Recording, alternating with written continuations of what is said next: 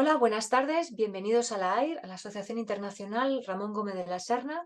Hoy vamos a contar con la presencia de Antonio Ferrer, que nos va a hablar de las muertes de Ramón en una charla que esperemos que sea pues de un tono más en el sentido propositivo que no académico, pero que en realidad, Antonio, voy a presentarle porque conozco personalmente a Antonio Ferrer y es interesante lo que nos va a presentar. Él es filólogo y profesor de lengua y literatura. A los 21 años publica sus primeros textos en las revistas universitarias Entonces y A Medias, y más tarde da a conocer sus relatos en los fanzines Moriremos y Estructura. También participa en varios proyectos musicales como Hipotálamo y Lullabies. En el año 2013 publica su primera novela, El siglo sabático, editado por Nostrum, y participa como analista de guión en el cortometraje Laura, dirigido por Julio Mas Alcaraz para la London Film School. En 2016 es coautor del libro colectivo sobre escritura creativa Manual de Emergencia para Escritores, Cultivalibros, y en 2019 participa en la antología de aforismos Juega o muere, los aforistas y lo lúdico, de Libros al Albur.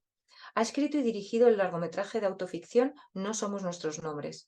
Colabora en medios digitales, como en este momento un proyecto que se llama Ramón Presente y que Antonio es el editor que día tras día va posteando los fragmentos del libro mudo de Ramón Gómez de la Serna.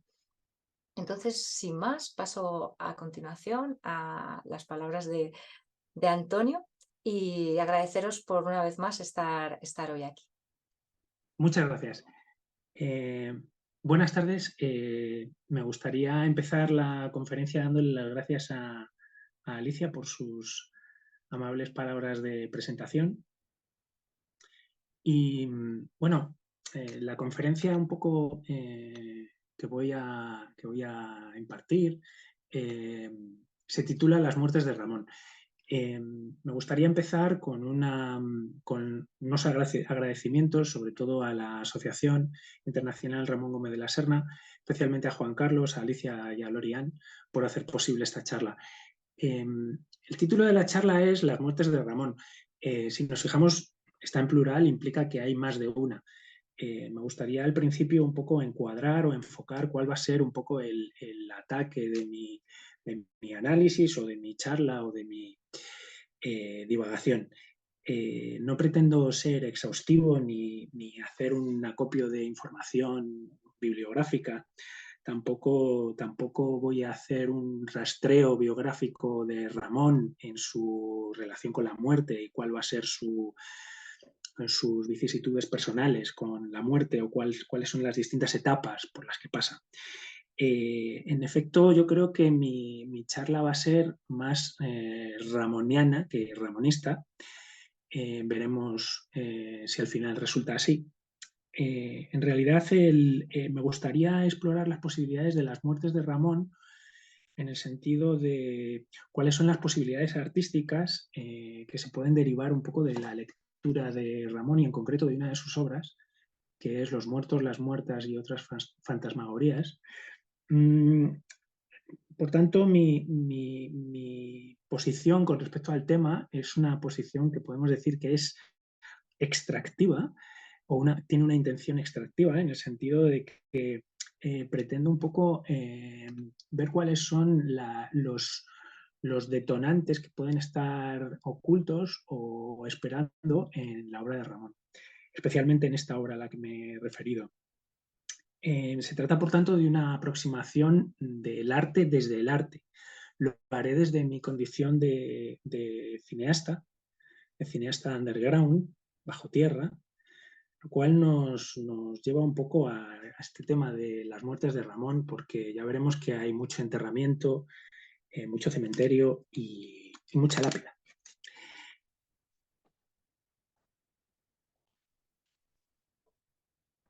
Los muertos, las muertas y otras fantasmagorías es un libro especial en el sentido de que creo que su estructura y su construcción es un tanto asimétrica o digamos como que tiene elementos que nos enfocan en una dirección y en otra. Me explico, en cuanto a su estructura, podemos definirla de una manera como tripartita, en el sentido de que tiene como una especie de hall de entrada, o un zaguán de entrada, que sería la lauda de entrada, y una especie de salida, que funciona de manera simétrica con respecto a la primera. La última sería la última hora, y digamos que el corpus central del libro giraría en torno a tres bloques, que son lucubraciones sobre la muerte, lápidas y epitafios y reflexiones de última hora.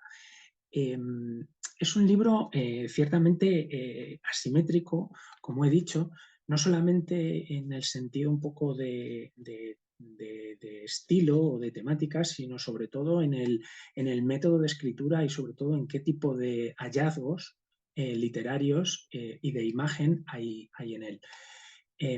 Vemos que están un poco combinados elementos que son un poco como de acumulación o de amontonamiento en una morralla absolutamente interminable de nombres, de citas, de epitafios, de referencias, incluso a veces de cortapegas directamente de poemas enteros.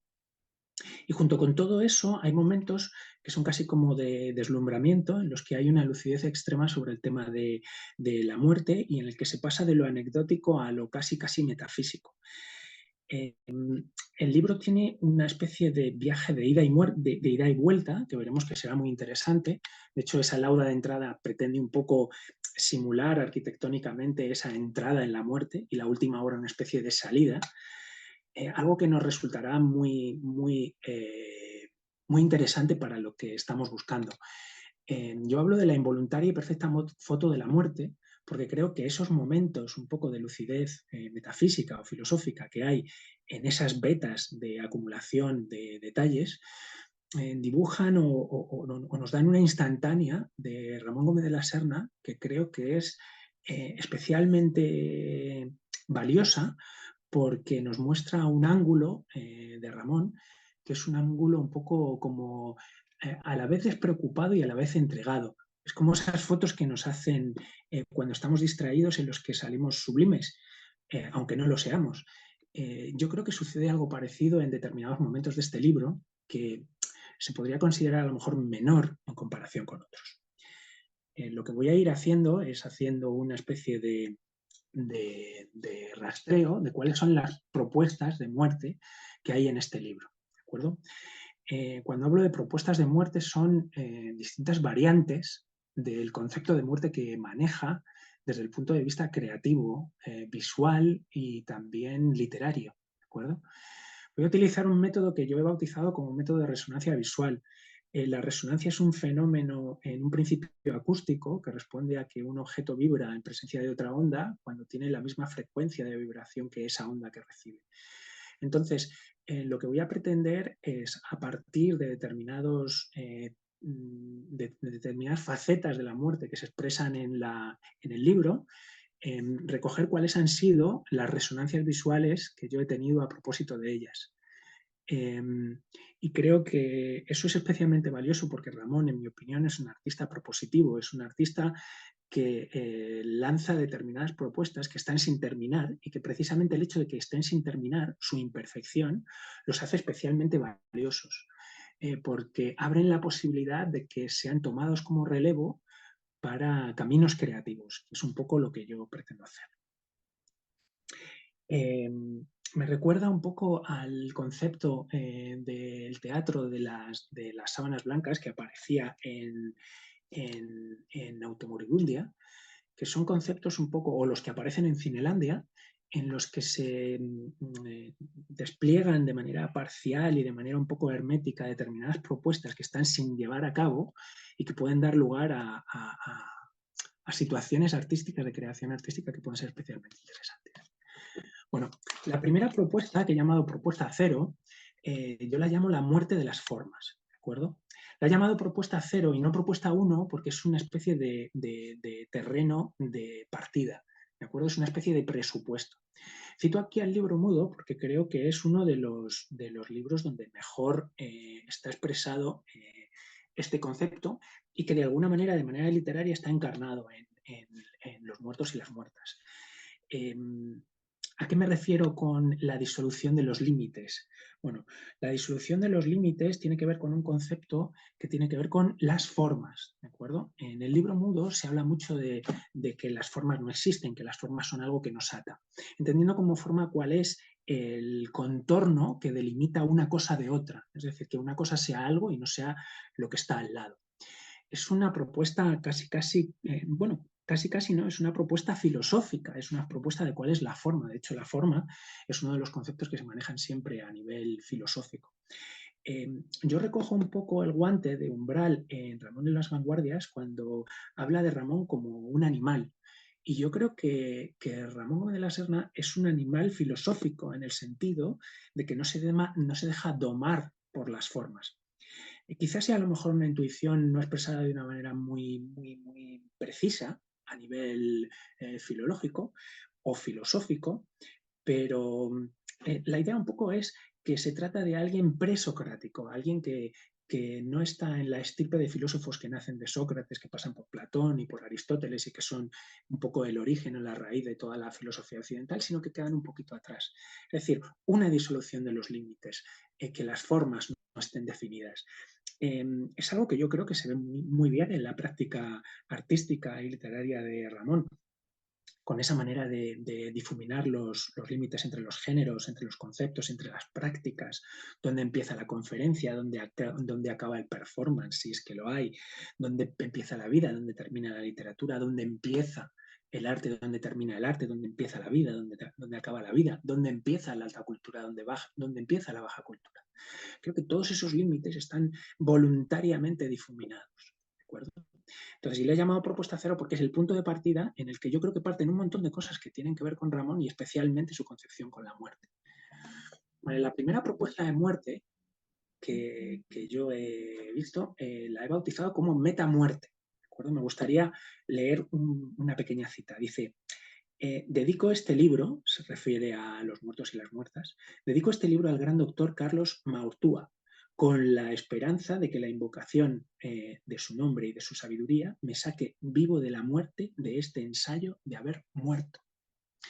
Es decir, los muertos y las muertas es una simulación de muerte, es una escritura que se hace desde la muerte. Es la voz de un muerto, la voz que escribe. Se trata de hablar de la muerte. Quizá en este deseo de hablar desde la muerte haya una especie como de disfraz último o de ultradisfraz o de ultramáscara. Es decir, disfrazarse directamente con el rostro de la muerte, con el rostro de alguien que ha muerto. Las dos imágenes que de alguna manera a través de la resonancia visual me vinieron son bastante evidentes. Son El sexto sentido, la película de 1999 de Night Shyamalan, y Los otros, de 2001, de Javier Amenábar. Si nos fijamos, esas dos imágenes corresponden a películas en las que la relación de los muertos con los vivos se ha difuminado, se ha franqueado ese límite que hay entre los muertos y los muertos y los vivos conversan y normalmente se relacionan con relaciones que no son especialmente, digamos, como amigables, ¿no? Me gustaría adelantar que todas estas referencias visuales tienen cierto carácter de contraste, ¿no? En el sentido de que, aunque Los muertos y las muertas sea una creación literaria que está hecha desde cierto desenfado, creo que siempre de fondo hay algo que puede ser como inquietante. Pasemos a la segunda propuesta. La segunda propuesta de muerte es la muerte reversible, ¿de acuerdo? Voy a leer otro pequeño fragmento de Los muertos y las muertas. Dice, ni lanzarse a la muerte, que es un designio solo reservado a Dios, ni rehuir el gran sentido de su advertencia cerrando los ojos a ella, como se cierran los ojos de los muertos para que nos miren y nos vean en toda nuestra avilantez. Fijaos que aquí dice los ojos de los muertos para que nos miren y nos vean. Es decir, la muerte es un viaje de ida y es un viaje de vuelta, como en esa estructura arquitectónica que veíamos en el libro. Es decir, es algo que va y vuelve, ¿de acuerdo? De tal manera que la muerte puede ser como una especie de réplica del mundo. Nuevamente tenemos esa doble lectura, una lectura que puede ser como de desdramatizar la muerte, es decir, La muerte no es solamente un viaje de ida, es un viaje de ida y de vuelta, pero tiene algo también de inquietante. Las dos referencias que me surgieron también tienen ese contraste. Night of the Living Dead, La Noche de los Muertos Vivientes de 1968 de George A. Romero, y Birth de 2004 de Jonathan Glazer, que es una película en la que una mujer pierde a su marido y viene un adolescente diciendo que él llega dentro de sí a su marido y empieza una relación con esa mujer que es inquietante. Vamos a dejarlo ahí. La propuesta 3 es lo que yo llamo la muerte en paralelo. ¿De acuerdo? Para esto me gustaría también leer otro pequeño fragmento de Ramón, ese que ha desencadenado esa resonancia visual. Dice, tenemos que pensar en la compensación imparcial de la muerte. La idea nueva del espacio unida al tiempo tiene que agradar a nuestra idea de la muerte, porque si bien al morir se borrará en nosotros la idea de espacio y tiempo, continuaremos en el espacio y por tanto en el tiempo. Quedaremos en la idea de la distancia y la luz, en una idea máxima del presente, la única idea consoladora, la idea de trayectoria hecha de los elementos saciadores de la inquietud, espacio y tiempo, esencialmente unidos, como don satisfaciente del no ser. Bueno, fijaos que aquí nos habla de la idea del tiempo, esta idea un poco einsteiniana del continuo entre el espacio y el tiempo, y habla de que aunque muramos, queda como una especie de malla y una especie de continuidad entre la vida y la muerte. Es decir, desaparece la vida, pero nosotros en ese espacio-tiempo quedamos encajados, lo cual abre la convivencia entre muertos y vivos, que es un poco lo que nos lleva, la resonancia visual que yo tuve a través de esta beta de muerte o de esta muerte, de esta propuesta de muerte, ¿de acuerdo? La primera película es Poltergeist, de 1982, de Tobe Hooper, y la segunda es El Ente, que es una película de 1982 también, de Sidney Fry. Ambas películas nos hablan también de una convivencia conflictiva con el más allá, de una distorsión entre el diálogo que se establece entre esos muertos que siguen viviendo en paralelo en nuestra nueva dimensión, quizá en otra frecuencia. La propuesta número 4 es la que he llamado muerte y mal. En este caso no me gustaría leer una cita porque creo que es algo que en el caso de los muertos y las muertas está expresado de una manera muchísimo más tácita. ¿Qué es la muerte imán? La muerte imán es la muerte que nos atrae. ¿De qué manera la muerte puede ser algo atractivo, algo que despierte en nosotros un interés no siempre sano, no siempre luminoso, ¿de acuerdo? Como he dicho, mi exploración de Ramón va a través de una zona quizá no tan luminosa, no tan cómica, no tan greguerizante, no tan de cascabel. La primera referencia visual que me surgió fue la serie de Netflix de 2022, Dahmer, que nos habla de un asesino en serie. Me gustaría hacer referencia a una de las obras de Ramón Gómez de la Serna donde esto está expresado de una manera bastante más clara. Se trata de la novela El chalet de las rosas, donde se explora ese interés por la muerte como algo utilizable, como algo atractivo, casi como algo adictivo, como algo que nos llama de una manera extraña. La segunda imagen, la de la derecha, corresponde al actor Will Moore en la película Arrebato de Iván Zulueta de 1979, que, entre otras cosas, habla de la relación conflictiva del creador con su obra, de qué manera la obra puede convertirse en una especie de ser vampirizante de la existencia del creador. Y creo que ahí también habría una muerte imán, porque en el caso de Ramón Gómez de la Serna, esa manera de volcarse de un modo tan absolutamente obsesivo en su obra y de crear casi una especie de réplica de mundo paralelo o de una acumulación de objetos o de un universo cerrado, así como la práctica material de la literatura, que le lleva a estar durante horas y horas y horas dentro de esa creación, del mundo de la creación, ¿no puede ser acaso también una relación vampirizante con la literatura? ¿Y de qué manera también funciona a modo de imán o incluso a modo de adicción? La propuesta número 5 es lo que he llamado la muerte por fotoanticipación. Vi con mucho interés las conferencias de Humberto Huergo en las que defendía un poco, a grandes rasgos, la idea de que había una prefiguración de la muerte en las fotografías relacionadas con Ramón, o incluso la prefiguración del crimen. La verdad es que es una tesis que me resultaba especialmente atractiva, pero ¿cuál fue mi sorpresa cuando leí una cita en las páginas 726, 727, en las que decía: en las crónicas de salones se ve la muerte de un modo nítido, mezclada a los nacimientos, a las bodas, a los saraos y los cotillones. Se ve cómo se preparan los nuevos muertos y quiénes van a ser.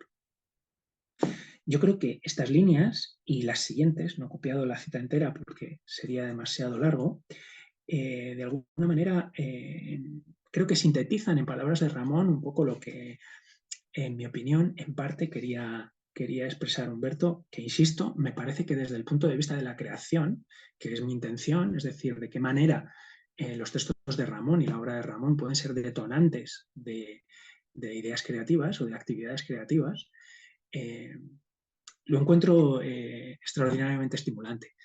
La imagen que vino a mi mente a través de la resonancia visual fue la escena que podemos, o la fotografía que podemos ver a la izquierda, que es la escena final de El Resplandor de Stanley Kubrick de 1980, en el que efectivamente aparece el personaje central que estuvo aislado en el hotel con todos esos habitantes de los hoteles del hotel, que han sido como una especie de compañeros que vivían en esa muerte paralela, volvemos al tipo de muerte anterior o a la propuesta de muerte anterior. Y me gustaría también comentar la fotografía de la derecha en la que aparece Ramón. Es una fotografía que siempre me ha llamado la atención por la posición de los labios, esa horizontalidad un poco inquietante, esa mirada, la manera en la que se siente incómodo, como sorprendido, como queriendo ya desaparecer del marco de la foto. La siguiente propuesta de muerte es lo que yo he llamado la muerte horrorvacuizante. ¿Vale? Es una palabra que seguramente veáis que viene del horror vacui. Me gustaría leer una cita de la página 629 de Los muertos y las muertas, donde dice: los que han matado hasta la inquietud somera que hay que tener son solo asaltantes humanos, más o menos comedidos, según sean más o menos cobardes, y son verdaderos muertos anticipados, muertos incognitales, sin siquiera la inquietud de la incógnita, lo más vivo del hombre bajo ese disfraz.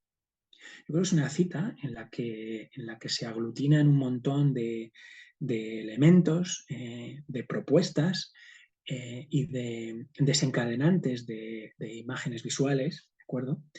Quizá toda esa acumulación responda a un miedo por la muerte, de llenar el vacío que deja la muerte con toda esa acumulación de propuestas.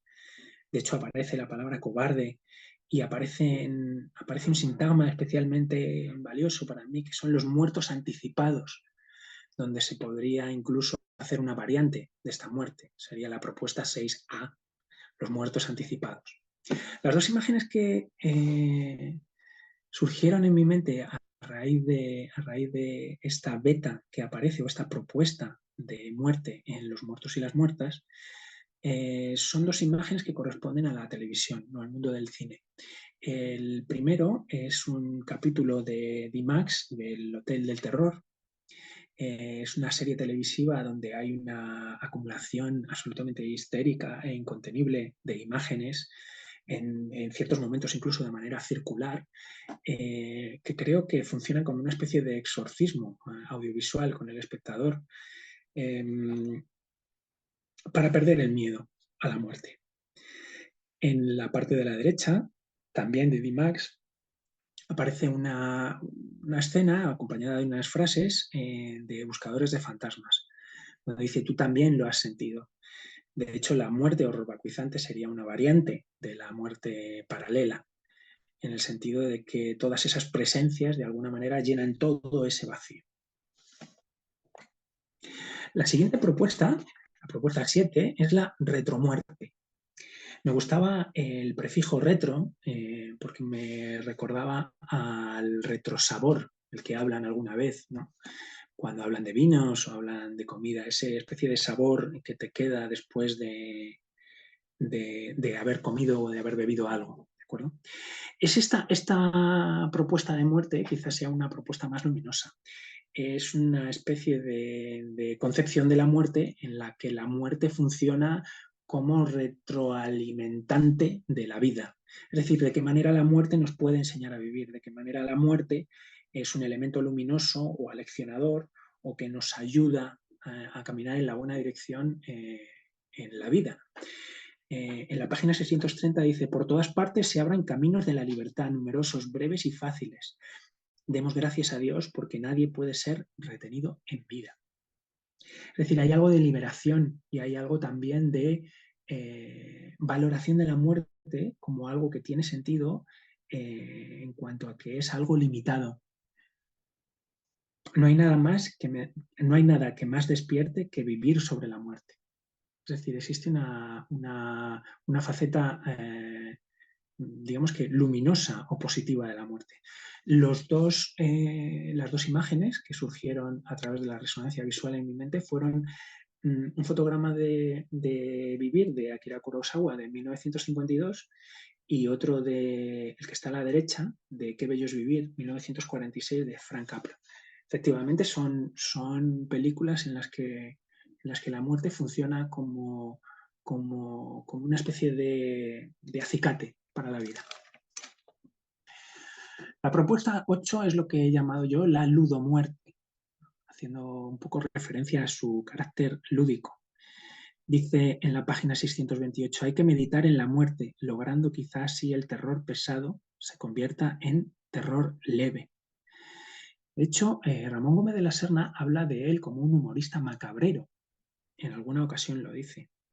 De ahí las acumulaciones de calaveras, de epitafios, de frases cómicas en las lápidas de las tumbas, una especie de carcajada de calavera que más que estimular un poco nuestro temor a los muertos o a la muerte, nos invita un poco a danzar con ella y a danzar un poco de manera histérica o desmedida. Las dos imágenes visuales que surgieron en mi cabeza a propósito de esto fueron el famoso fotograma del séptimo sello de Ingmar Bergman de 1957, pero casi leído en clave paródica, porque creo que si le hubiesen puesto música de Benny Hill al séptimo sello, quizá hubiese cuadrado, ¿no?, como banda sonora. A la derecha tenemos de 1988 Beetlejuice de Tim Burton, que yo creo que supone un poco esa apoteosis, un poco de reírnos en la cara de la muerte o en la calavera de la muerte. Me gustaría cerrar el capítulo de propuestas de la muerte con una propuesta pre-mortem, es decir, anterior a la muerte, y es el concepto de lo nato, de lo no nato. Es un concepto que aparece en varias ocasiones en el libro, aunque está expresado de una manera más clara en el libro mudo. Y me gustaría leer un pequeño fragmento en el que creo que se condensa bastante bien. Es la página 628 y dice: pero yo necesitaba escribir este libro sin los mentidos conceptos doctorales y sabiendo que es como una contribución a mi muerte y una sonrisa de mi vida, mientras espero lo que pide la plegaria búdica cuando dice: Ojalá pueda contemplar mi rostro virginal tal como era antes de que yo naciese. La muerte es volver a no haber nacido. De hecho, lo nonato, es decir, lo no nacido, sería como una especie de existencia casi casi en paz, como una especie de nada existente, como un hilo de existencia, donde yo creo que Ramón imagina una especie como de éxtasis sostenido, de un éxtasis leve, sin euforias, algo muy, muy búdico. Aquí no hay imágenes, porque creo que sería una traición al concepto de lo no nato acompañarlo de imágenes. Me gustaría hablar un poco de la secuenciación de una muerte recortable. ¿Qué es esto de la secuenciación de una muerte recortable? Bueno, hemos visto que he hecho un recorrido por las distintas propuestas de muerte, hasta 8, 9 si incluimos la propuesta premortem de lo nonato. De hecho, yo, aunque no se haya percibido, me imagino que sí, las he ordenado de una determinada manera. He empezado con unas muertes que son más, digamos, conflictivas o más inquietantes o menos luminosas, para terminar con aquellas que son más lúdicas, más aleccionantes, más moralizantes, o que nos reconcilian un poco con el concepto no solo de la muerte, sino también de la vida. Es decir, he ido en línea ascendente. Pero yo creo que como Ramón es un artista propositivo,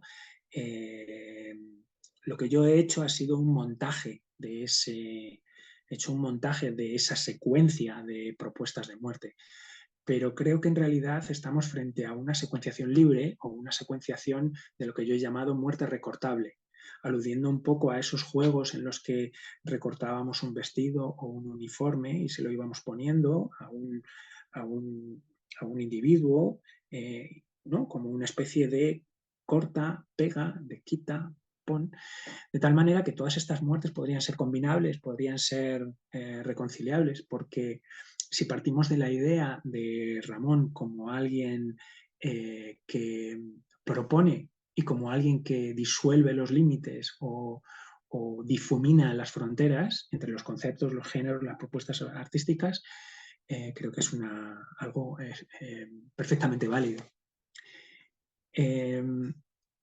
Me gustaría hablar de mi charla como una charla, ya he dicho que era más ramoniana que ramonista, y me gustaría también pensar en ella como una charla o una conferencia más propositiva que crítica. Es decir, lo que me gustaría hacer es, a través de esas resonancias visuales, a través de esas propuestas que están sin desarrollar, a través de esos caminos indicados pero no explorados en la obra de Ramón, pensar en una invocación a Ramón. Es decir, apelar directamente a su espíritu y traerlo de alguna manera en esa especie de resurrección lúdica. Los métodos podrían ser variados. Podríamos hablar de ouijas hermenéuticas, podríamos hablar de un tarot bibliográfico, o podríamos incluso estirar un poco la mano hasta el más allá, hasta llegar al espiritismo audiovisual. Pero no hay que perder la esperanza. Yo creo que no hay que perder la esperanza, porque el espíritu de Ramón está entre nosotros. Y de vez en cuando emerge desde esa otra dimensión paralela, desde esa muerte paralela, esa existencia paralela, y se encarna. Se encarna. Y me gustaría hablaros de los aparecidos. ¿Quiénes son los aparecidos? Los aparecidos son esos individuos que hacen prácticas culturales, que hacen prácticas artísticas y que en algún momento determinado captan, con esa resonancia audiovisual, captan a Ramón y le dan vida o lo encarnan. Pero me gustaría advertir sobre un tema importante, sobre los falsos o los verdaderos aparecidos. ¿A qué me refiero con lo de falsos o verdaderos aparecidos? Cuando hablo de falsos aparecidos, no hablo de que no sean auténticos o de que no sean legítimos o de que no sean válidos. pero sí hablo de unos aparecidos ramonianos que encarnan a Ramón a sabiendas de que lo están haciendo. Es decir, no lo hacen de manera involuntaria.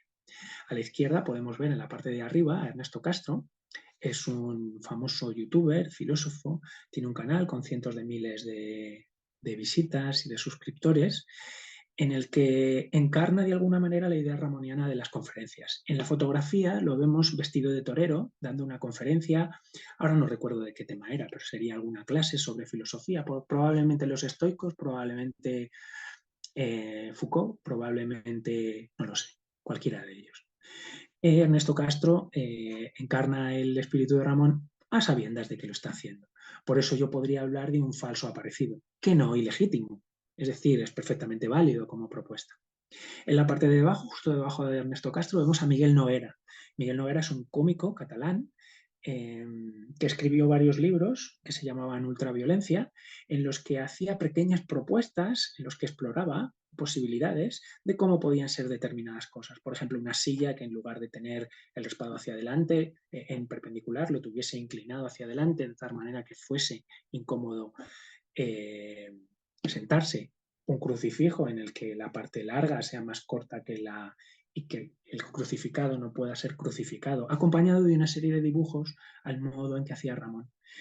Y de hecho, esos libros de ultraviolencia se llevaron luego al escenario y él hace shows de ultraviolencia o ultra shows que llama él, ¿de acuerdo? Entonces no son nada más que exposiciones de ideas disparatadas, trufadas de humor, que efectivamente son propuestas perfectamente disfrutables, con gran valor en cuanto a propuesta, pero es una propuesta consciente. Entonces yo en este caso, según la división dicotómica que yo he hecho, se trataría de un falso aparecido, es decir, un aparecido que sabe que es ramoniano. Sin embargo, en la parte de la derecha tenemos a dos propuestas completamente distintas o dos acontecimientos humanos diferentes. En la parte de arriba, a la derecha, en esa fotografía triple, vemos de perfil al artista gallego Venceslamas. Venceslamas es un artista polifacético, pintor, ha hecho películas, ha hecho muchísima publicidad, tiene un grupo de música excepcional que se llama Reo y es alguien que hace tarot creativo y prácticas de contacto con otras realidades, como por ejemplo dormir en un ataúd en una galería de arte durante toda una noche y acudir a su propio entierro como enterrado vivo. Finalmente, y afortunadamente, no fue enterrado vivo, sigue en Santiago de Compostela. Y en este caso estaríamos hablando de un aparecido verdadero. ¿Por qué sería un aparecido verdadero? Sería un aparecido verdadero porque se trata de alguien que practica el espíritu de Ramón sin saberlo. Es alguien que está poseído, es decir, que de alguna manera, por así decirlo, que de alguna manera el espíritu de Ramón ha tomado cuerpo en él, pero él no ha hecho el trabajo de hacerlo. En la parte de abajo vemos a Eduardo Laporte, es un periodista navarro que escribe artículos de opinión, sobre todo columnas, y libros relacionados con vidas de escritores y músicos. Y es alguien que de manera involuntaria tiene el espíritu de Ramón, por así decirlo. Dentro de toda esta terminología un poco ultramundana, de ultratumba, esotérica o espiritista que estamos manejando. Se trataría, por tanto, de un aparecido verdadero. Es un aparecido verdadero porque incluso él niega haber leído, por lo menos de manera sistemática, a Ramón Gómez de la Serna. Luego, estamos ante una situación en la que podemos decir que existe una posibilidad de muerte sostenible. Ahora que está tan de moda lo sostenible, creo que no sería mala idea hablar de una muerte sostenible. ¿A qué me refiero con esto de una muerte sostenible? Pues de un contacto con la muerte a través de métodos artísticos absolutamente lúdicos. Cuando hablo de todo esto, es decir, de un contacto con el más allá, no hablo de algo que tenga una existencia ontológica, pero sí que tiene una existencia instrumental o finalista, sobre todo porque nos lleva al final. Finalista en el sentido de que busca un propósito y ese propósito es tener de Ramón una serie de propuestas que no están terminadas, que están por hacer, y hay que conectar de alguna manera con todo esto. Aparece aquí la frase falta el fotograma perfecto. Me gustaría cerrar la conferencia con una simetría, con algo que comenté al principio.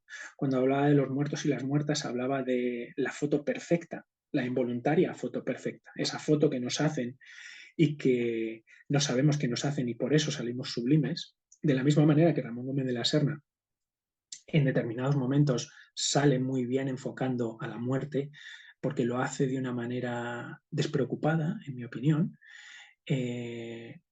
Sería interesante buscar a través de estas resonancias visuales que hay en la obra de Ramón, en Los muertos y las muertas, ese fotograma perfecto, ese acercamiento a la muerte, esa instantánea de la muerte. ¿De acuerdo? Y me gustaría cerrar con un título. El título es La imagen del silencio.